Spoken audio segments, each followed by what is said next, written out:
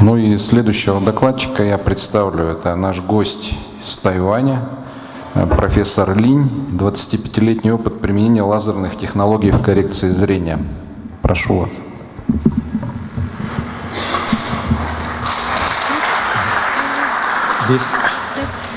This next, and this one. Laser pointer. Laser pointer. Not very light, okay. Good afternoon, everybody. I came from Taipei, Taiwan, and I'm currently the CEO and chairman of New Vision Inc., which is my private company. I also visiting professor at the He Medical University in China. The outline of my talk, actually I only have 10 minutes, hopefully 15 minutes, to cover 25 years. Technology is also almost like a mission impossible. But I will go fast. I hope that you can catch what I say. First, I'll do a historical review in the past, actually 29 years. And I'll introduce the most of the useful optometry lasers with applications. And then I'll talk about two of my patents in the United States. In 1991, one is called flying spot scanning pattern, and also the method for presbyopia correction. Both are using lasers.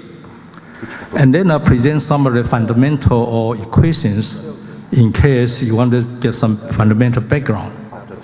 And finally, I'll introduce some of the newest technology in the most recent 5 years, including femtosecond laser and cross-linking. A little of ventilation? Not too much. This photo shows, summarize Because of the challenge. all the available technologies in the past 29 years using different techniques.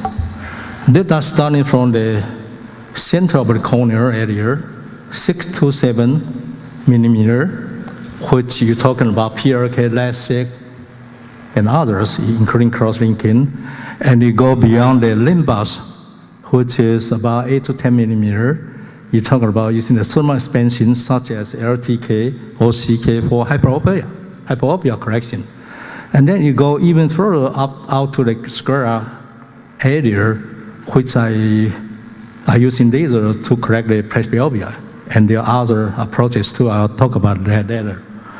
Now the femtosecond lasers has been used for prepare the flap or intrastromal operation, and finally for the femtosecond cataracts. Okay, so this summarizes pretty much the most recent, almost 30 years, technologies using lasers. And the next one, this is a photo I picked up from the first workshop on laser corneal surgery in 1986. And I need to point out that one of the person here was the father of the Dr. Murasek. I didn't know that until yesterday when I asked him. His son is here to get the award, okay? And as you recognize, many of the people here are the real pioneers back in the 80s and 90s, okay? And most of them are still very active. Now I give you just a few examples, and I need to apologize that I cannot put more than one scientist from Russia because most of my recognized people are not in Russian, and so I just pick up 4 of them here.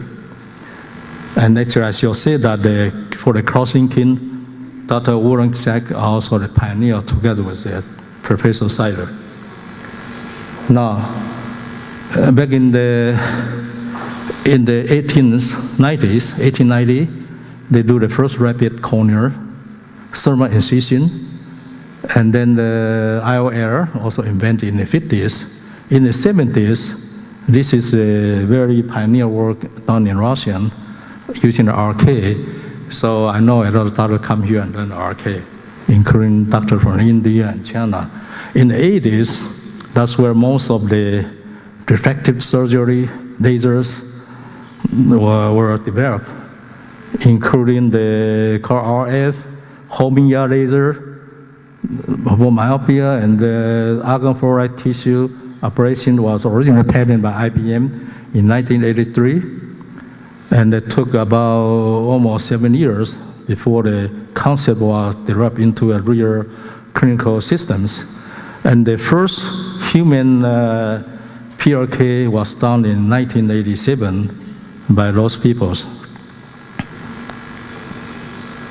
Now in the 90s, there are many other approaches try to resolve the issue for hyperopia, including LTK, using the diode laser CW and the conductive keratoplastic called CK, and FDA approval PRK in 1995, and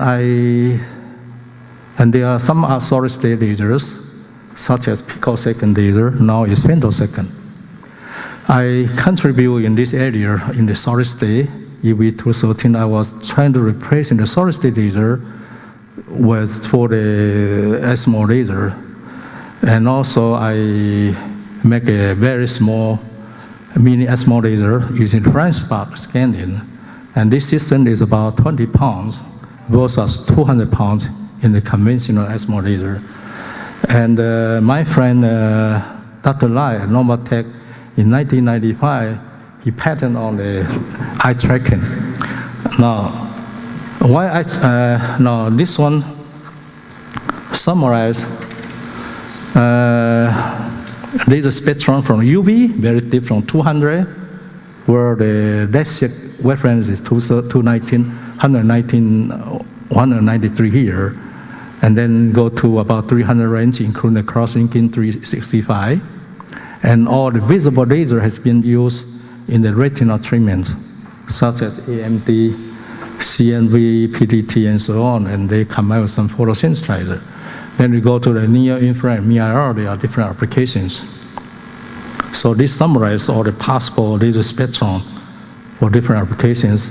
Then this also summarizes has been commercialized, most of them has been commercialized lasers from the ESMO laser, argon diode laser, NDR laser, green laser, yellow laser, and the urban laser. I proposed that 10 years ago to do the presbyopia, cutting the scar tissue. And also recently, they also CO2 laser for the glaucoma treatment. And again, the femtosecond laser and the UV diode laser or LED has been used for cross-linking. Now, everybody know, this is a comparison between LASIK and the old time they used the PRK. Now they combine the femtosecond, prepare refract. Okay, my 1992 patent using the pair of optic scanned the beam over the cornea, and here I see the eye tracking, where the eye tracking is necessary because the beam spot is very small, so you have to compensate the eye motion. Now the advantage of scanning laser, including the surface is smooth, and small spot, small energy is 1 millijoule versus 36 millijoule in another spot. And this is the only way you can do the customized operation and also minimize optical operation. Now another pattern I have is I propose a solid state, try to replace the ESMO laser which is used in the toxic gas. That was 1992. Now, for the presbyopia correction, almost 16, 20 years in the past, I listed at least 8 different approaches, all right? From the first earlier one by Dr. Shaker in 1995, using called a square band expansion. It works, it gets resolved, but another regression. Now people are using the LASIK, using the bifocal for presbyopia. It's not really presbyopia correction, because it didn't change the accommodation. But sometimes it's called monovision. Now I patent on this on using the laser cutting the scar tissue. We got good result. Again, regression is the issue. And now they use two pieces called accommodative IOL, make it 1.5 to 2 diopters accommodation. Then you can use a multifocal or bifocal IOL. And also people try to propose the gel IOL expandable. And finally, it's called in-ray rinse. So all those are potential techniques to correct presbyopia. Now I'll give you an example called presbyopia in the LASIK. There are two approaches. One is you correct the center to see near and outside see far. And the right-hand side is opposite. So actually it's bifocal. There are two methods. Now, the next one you see is called a CK, is thermal expansion, shrinking, mainly to correct hyperopia. But again, the problem is unstable two-month regression. Now, in 2003, I published a paper on the formula where, for example, in the single zone approach, every diopter you need to cut about 16 micron. Now, right now, most commercial products using a 3-zone approach, you only 12 micron per diopter, such that you can do very high myo. So that means about 120 micron cut, you can correct 10 diopters, which is good. So it's called multi-zone approach. And also in the customized software used in the machine, in most of the LASIK system, the input parameter is not only the diopter, but also use a K value. R1, R2 is the front and the back surface curvature. And again, you also include the Q value. So including all those parameters, you might be able to get 20/20 or even better, called customized. Okay. Now this is some basic concept about the Q factor. Now the human cornea has a very unique structure. The Q value for the cornea is negative and compensated by the positive Q value in the lens. So this is a very perfect combination if you say making a good camera. All right.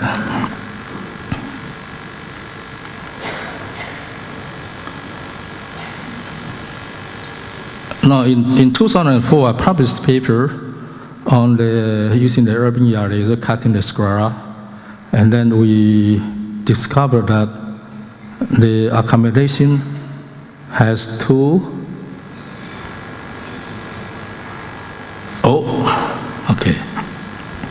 components.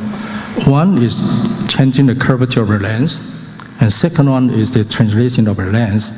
But again, curvature change is dominated over the lens translation.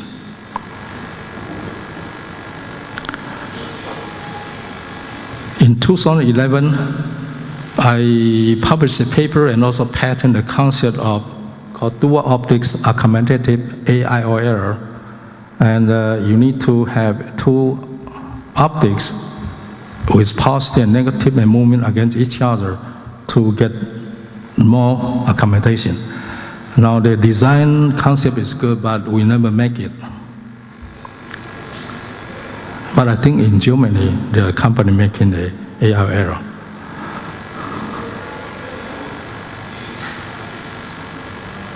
Let us talk, I'll give you some example about the femtosecond laser applications, and then give you some idea about endo-assisted serial body photo correlation. I'll show you some video, and then I'll give you some a new concept about cross-linking. Also, this conference has few talks about cross-linking. All right. Now, the endoscope-assisted serial body, the device was made by Endo Optics in USA, and we also buy the device from them. And my goal is doing the presbyopia instead of the glaucoma treatment. Now, most of the glaucoma treatment was for the patient right after the cataracts. You spend 2 more minutes, and you can do the glaucoma. And hopefully, using this technique, we're hoping to get some accommodation increase using the same devices. Okay, this is one of the applications for femtosecond laser, prepare the corneal flap, and then also prepare a channel for a collagen ring, and then you can do the corneal implant by a femtosecond cut, and finally you do the laser phaco. Now I'm going to show the two examples of the. This is not an actual surgical. It is a cartoon showing the ECP, how it works. Now, how can I get to this video? Control, I got to hit this screen to show the video. How do I do that? Excuse me. How do I hit this and then show the video? Я understand. Need to be on the Если кто-то у нас техническая поддержка, надо нажать на этот самый, чтобы видео запустилось. Yeah. So please hit this. You got to hit on the computer.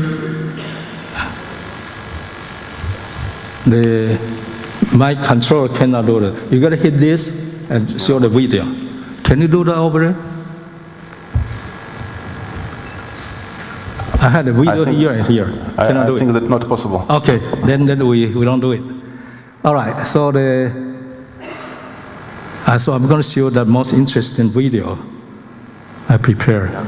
And this is another example for a glaucoma using a laser cut. I cooperated with Dr. Karambi in India in 2004. And then this is a cross-linking. The cross-linking has too many papers published. I think over almost 1,000 papers published in the past 20 years. Now all I need to say to conclude is I compare the conventional theory and the left-hand side, and my mountain theory show in the right-hand side. And the portion of data has been published. And I believe the 5.4 Joule, 400 micron minimum corneal thickness is questionable, and particularly endothelial diameter, so 6.65 could be 10 times small. It's been reported recently. So I think my time's up. I'd like to conclude here. Thank you so much.